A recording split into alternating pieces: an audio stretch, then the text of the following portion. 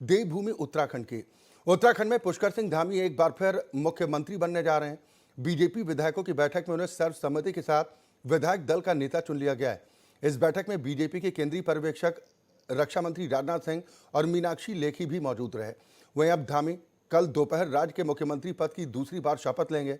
देहरादून के parade ground में होने वाले शपथ समारोह में प्रधानमंत्री नरेंद्र मोदी, सीएम योगी आदित्यनाथ समेत तमाम बीजेपी शासित राज्यों के मुख्यमंत्री और वीवीआईपी भी शामिल होंगे। शपथ ग्रहण समारोह को लेकर तैयारियां जोर शोर के साथ की जा रही हैं। पहाड़ में एक बार फिर धामी सरकार बनने जा रही है। आपको बता दें कि विधायक दल की बैठक में सर्वसम्मति के साथ विधायक दल का नेता पुष्कर सिंह धामी को चुना गया। दूसरी बार मुख्यमंत्री के पद पर शपथ लेने जा रहे हैं पुष्कर सिंह धामी। प्रधानमंत्री नरेंद्र मोदी, गृह मंत्री अमित शाह, बीजेपी के राष्ट्रीय अध्यक्ष जेपी नड्डा समारोह में शामिल होंगे। धामी कैबिनेट के साथ एक कैबिनेट मंत्री भी अपने पद और गोपनीयता की शपथ लेंगे। यानी देवभूमि उत्तराखंड में एक बार फिर बीजेपी प्रचंड बहुमत के साथ सत्ता पर काबिज होने जा रही है। शपथ ग्रहण समारोह के लेकर तमाम तैयारियां पूरी की जा चुकी हैं। इस समारोह में प्रधानमंत्री नरेंद्र मोदी, गृह मंत्री अमित शाह समेत बीजेपी के राष्ट्रीय अध्यक्ष जेपी नड्डा शामिल होंगे। आपको बता दें कि पर्यवेक्षक रक्षा मंत्री राजनाथ सिंह की मौजूदगी में उत्तराखंड में एक बार फिर धामी सरकार बनने का रास्ता साफ हो चुका है। पहाड़ में एक बार फिर धामी सरकार दूसरी बार मुख्यमंत्री पद की शपथ लेंगे पुष्कर सिंह धामी।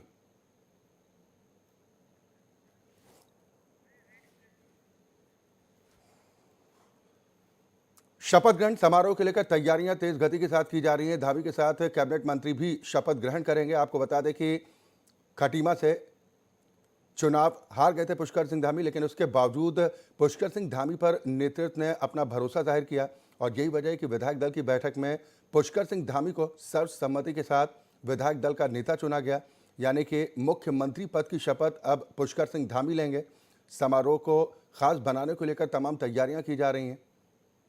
तमाम वीवीआईपी शपथ ग्रहण समारोह में शामिल होंगे। प्रधानमंत्री नरेंद्र मोदी, उत्तर प्रदेश के मुख्यमंत्री योगी आदित्यनाथ समेत कई बीजेपी शासित राज्यों के मुख्यमंत्री इस समारोह में आमंत्रित किए गए हैं।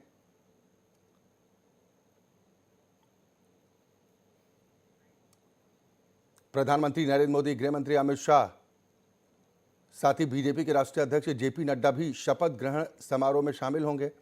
पहाड़ में एक बार फिर धामी सरकार बनने जा रही है। आपको बता दें कि बीजेपी ने प्रचंड बहुमत के साथ दोबारा प्रदेश की सत्ता पर कब्जा किया और केंद्रीय नेतृत्व की तरफ से एक बार फिर भरोसा जाहिर किया गया पुष्कर सिंह धामी पर। विधायक दल की बैठक में सर्वसम्मति के साथ उन्हें विधायक दल का नेता चुना गया है। अब उनके शपथ ग्रहण को लेकर तैयारियां तेज गति के साथ की जा रही हैं।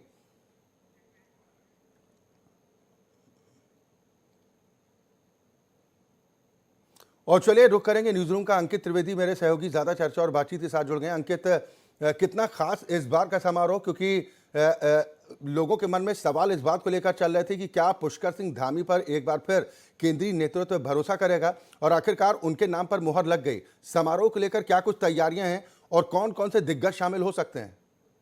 जिस तरीके से तमाम अटकलें चल रही थी उन पर विराम लग गया है। उत्तराखंड से लेकर दिल्ली तक तमाम जो मैराथन बैठकें चल रही थी उन बैठकों पर भी विराम लग गया है। लेकिन 10 मार्च परिणाम आने के बाद से उत्तराखंड के मुख्यमंत्री को लेकर तमाम जो कयास लगाए जा रहे थे, तमाम बातें निकल कर आ रही थी, वो उन पर भी विराम लग गया है। ऐसे में C10 10 मार्च परिणाम आने के बाद से अपने दर्शकों को बता रहा था कि आगामी समय में जो उत्तराखंड के मुख्यमंत्री होंगे वो पुष्कर सिंह धामी होंगे। इस बात बिल्कुल संकेत बिल्कुल डिक्लेयर हो गए कि C10 की खबर पर मोहर लग गई है, क्योंकि हमारे जो सूत्र बता रहे थे कि कम समय में उत्तराखंड के अंदर ऐतिहासिक निर्णय लिए हैं पुष्कर सिंह धामी ने, और पुष्कर सिंह धामी के युवा चेहरे पर एक बड़े पैमाने पर उनकी लोकप्रियता है उत्तराखंड के अंदर। और हम ये भी बता दें कि कल जिस तरीके से शपथ ग्रहण समारोह के कार्यक्रम किए गए, इसका पूरा रूपरेखा क्या क्या रहेगी। 2:30 बजे इस कार्यक्रम का आगाज किया जाएगा, जिसमें देश के प्रधानमंत्री नरेंद्र मोदी, उत्तर प्रदेश के मुख्यमंत्री योगी आदित्यनाथ, मध्य प्रदेश के मुख्यमंत्री शिवराज सिंह चौहान, जयराम ठाकुर, तमाम ऐसे जो प्रदेश हैं जहां पर भारतीय जनता पार्टी की सरकार है, उन जो वहां के मुख्यमंत्री हैं उन सभी को न्योता दिया गया है।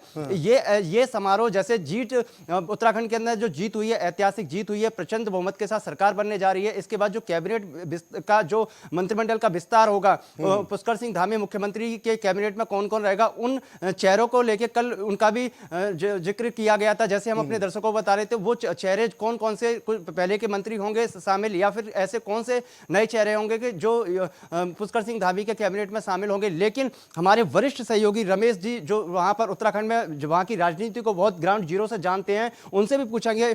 रमेश जी, आपने तमाम उन नेताओं से बात की, आपके जो अंदर के सूत्र थे, आप 10 मार्च के बाद लगातार दावे कर रहे थे कि पुष्कर सिंह धामी उत्तराखंड के मुख्यमंत्री होंगे, लेकिन कल शपथ ग्रहण समारोह का कार्यक्रम है, लेकिन अभी ये स्थिति साफ नहीं हो पाई कि उस कैबिनेट में कौन कौन से नए चेहरे शामिल होंगे और कौन कौन से नए पुराने चेहरों को प्राथमिकता के साथ स्थान दिया जाएगा।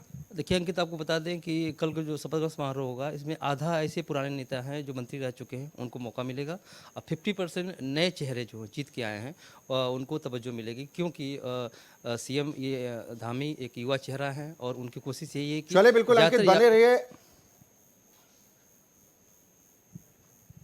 हम लगातार चर्चा करेंगे क्योंकि कल शपथ ग्रहण समारोह को लेकर जिस तरीके की तैयारियां की जा रही हैं और आप चर्चा भी कर रहे हैं कि मंत्रिमंडल के संभावित चेहरे कौन हो सकते हैं, कौन वो पुराने चेहरे होंगे जिन्हें एक बार फिर मौका मिलेगा और कौन नए चेहरे हैं जिन्हें अवसर मिल सकता है।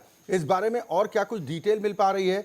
जब पुष्कर सिंह धामी मुख्यमंत्री के पद पर शपथ लेंगे, उनके साथ कितने मंत्रियों को शपथ दिलाई जा सकती है, इस बारे में कुछ अपडेट? देखिए, धन सिंह रावत हों, सतपाल महाराज हों, अजय भट्ट हों या फिर मदन सिंह कौशिक जो वहाँ के प्रदेश अध्यक्ष हैं, उनका तो नाम गर्मजोशी के साथ चल रहा है। लेकिन रमेश जी, आप वहाँ की राजनीति को बहुत नज़दीकी से जानते हैं, तमाम जो आप बातें 10 मार्च के बाद कर रहे थे उस पर C10 की मोहर तो लग गई, लेकिन ऐसे कौन कौन से प्रमुख चेहरे होंगे जो पुष्कर सिंह धामी के मुख्यमंत्री मंडल में शामिल होंगे और कल उनको शपथ दिलाई जाएगी? देखिए अंकित, आपको बता दें कि सीएम की रेस में सबसे आगे धामी थे। जितने विधायक उनके साथ खड़े थे, लगभग 35 से 40 विधायक उनके सपोर्ट में थे। वो हमेशा कह रहे थे कि सीएम को नेतृत्व दिया जाए, धामी एक बार दोबारा कमान संभाली जाए। उसमें ज़्यादातर सतपाल महाराज, रेखा आर्या, धन सिंह रावत। अंकित, मैं आपको रोकूंगा, आपके पास दोबारा आऊंगा। नरेश बंसल जी, राज्यसभा सांसद, इस वक्त हमारे साथ ज्यादा चर्चा के साथ फोन लाइन पर जुड़ गए हैं। नरेश बंसल जी, बहुत स्वागत है आपका C10 न्यूज में। कल का शपथ ग्रहण समारोह कितना खास और ये जीत कितनी बड़ी है? देखिए, जीत हमारे लक्ष्य के निकट है। हमने पहले ही कहा था युवा नेतृत्व अब की बार 60 पार, उसके नजदीक हम पहुंचे हैं जी। और उत्तराखंड सहित चारों राज्यों में अच्छे बहुमत से सरकारें बनी है। जनता का आशीर्वाद और समर्थन, हमारे सबका साथ, सबका विकास, सबका विश्वास, सबका प्रयास इस नारे को मिला है और उसी पर हमारी सरकारें काम करेंगी। क्या वो चुनौतियां नरेश बंसल जी आप मानकर चल रहे हैं, क्योंकि देवभूमि उत्तराखंड की जनता ने एक बार फिर भारतीय जनता पार्टी पर भरोसा जाहिर किया और यही वजह है कि बीजेपी की सरकार एक बार फिर रिपीट करने जा रही है। सबसे बड़ी चुनौती इस बार क्या मानते हैं? निश्चित रूप से हमारे सामने चुनौती भी है और अवसर भी है कि हम जनता की आकांक्षाओं को पूरा करें, राज्य से पलायन को रोकेंगे, बेरोजगारों को रोजगार देने का प्रयास करेंगे, रोजगार केवल सरकारी नौकरी नहीं तो रोजगार के अवसर प्रदान करेंगे और सब प्रकार की, राज्य को 25 वर्ष पूरा होने जा रहा है अब 2025 में, उस समय तक राज्य को देश के अग्रणी राज्यों में लाकर खड़ा करेंगे। ये लक्ष्य भी सामने है, चुनौती भी है, अवसर भी है। सबसे बड़ा मुद्दा नरेश बंसल जी क्या नजर आपको आ रहा है इस वक्त? महंगाई ज्यादा लोगों को परेशान कर रही है या फिर बेरोजगारी का मुद्दा है जो सरकार के सामने एक बड़ी चुनौती होगा? देखिए, सारे मुद्दे हैं मिलाकर के, सब मुद्दों की अपनी भूमिका है। किसी एक मुद्दे को कहने से कोई काम चलेगा नहीं। बेरोजगारों को रोजगार मिलेगा, उनके पास पैसा आएगा तो बेरोजगारी की समस्या भी समाधान होगी, डिमांड और सप्लाई का संतुलन होगा, उत्पादन बढ़ाने की काम होगा तो रोजगार मिलेगा। ये सब एक दूसरे के पूरक हैं। जो सरकारी रिक्त पद पड़े हैं उन पर भर्ती की मांग पिछले काफी वक्त से की जा रही है, इस पर भी फोकस है सरकार का? सभी विभागों की भर्तियां खुलेगी। साथ ही आपको लग रहा है कि कोविड काल की वजह से उत्तराखंड को काफी नुकसान भी पहुंचा है, चाहे वो पर्यटन के लिहाज से हो या फिर अन्य कई चीजों को देखते हुए? आपको लग रहा है कि इस कोविड काल के बाद अब जो भरपाई, जो नुकसान हुआ उसकी भरपाई करना एक बड़ी चुनौती नई सरकार के सामने भी होगा कि कैसे प्रदेश को और तेज गति दी जाए? हमको अथक परिश्रम करना होगा, बड़ी तेजी से काम करना पड़ेगा, क्योंकि 2 साल से सारा पर्यटन और सब कोरोना के कारण बंद था। वो तेजी से खुलेगा भी, लोग आएंगे भी, पर उतनी ही उनके लिए सुविधाएं भी जुटाने का काम सरकार को करना होगा। सरकार के सामने ये भी एक चुनौती है। पुष्कर सिंह धामी साहब दूसरी बार शपथ लेने जा रहे हैं मुख्यमंत्री पद की। आपको लग रहा है कि सबसे परफेक्ट चेहरा पुष्कर सिंह धामी, क्योंकि रक्षा मंत्री राजनाथ सिंह ने कहा था कि वो फ्लावर नहीं फायर हैं? नहीं, वो फ्लावर भी है, वो फायर भी है। जहाँ फ्लावर होना चाहिए वहाँ फ्लावर है, जहाँ फायर होना चाहिए वो फायर है। हमारे नेता राजनाथ सिंह ने ठीक ही कहा है कि खाली फ्लावर न समझे उसको, वो सख्त प्रशासक भी है। He is also a fire. Naresh Bansal ji, मेरे सहयोगी अंकित त्रिवेदी भी साथ में जुड़े हैं, आपसे सवाल करना चाह रहे हैं। अंकित, क्या सवाल है आपका? बंसल जी, सबसे पहले आपका सीटन न्यूज पर हार्दिक स्वागत है। आप पार्टी के वरिष्ठ नेता है, राज्यसभा सांसद है। बस एक सवाल मेरा यही है कि उत्तराखंड के अंदर जो युवाओं की मांग है वो वहां के भू अधिनियम जो कानून है उसको लेके हिमाचल सरकार ने तो इसको पारित कर दिया, लेकिन उत्तराखंड सरकार इस पर चिंतन और मंथन तो कर रही है। जब भी पुष्कर सिंह धामी दिल्ली आते हैं उनसे सवाल पूछा जाता है तो इससे वो कहीं ना कहीं बचते हुए आए। इस सरकार बनने के बाद क्या आपकी सरकार वहां पर इस कानून को लागू करेगी? हमारी सरकार राज्य के हित में, राज्य के युवाओं के हित में, जिन्होंने इतना बड़ा समर्थन दिया है, जो कुछ भी करना पड़ेगा सब कुछ करेगी।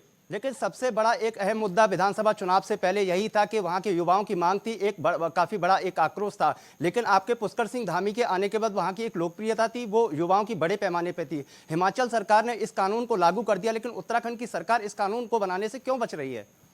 नहीं, कानून हमारे यहाँ पहले से बना हुआ भी है। हिमाचल में भी कोई अभी लागू किया ऐसा नहीं है, पहले से है। और जो हमारे मुख्यमंत्री जी ने चुनाव के समय भी कहा है कि सबसे पहले जो सरकार प्रयास करेगी, समिति बना करके यूनिवर्सल सिविल कोड लाने का प्रयास करेगी। बहुत बहुत धन्यवाद आपका। यहाँ पर नरेश बंसल, बीजेपी राज्यसभा सांसद, जिनको आप सुन पा रहे थे, उनकी तरफ से स्पष्ट तौर पर कहा गया कि बड़ी चुनौतियां जरूर हैं, लेकिन सभी चुनौतियों को पार करने की पूरी कोशिश की जाएगी। और इसी के साथ पुष्कर सिंह धामी की सरकार उत्तराखंड के विकास को और तेज गति के साथ आगे बढ़ाने का प्रयास करेगी।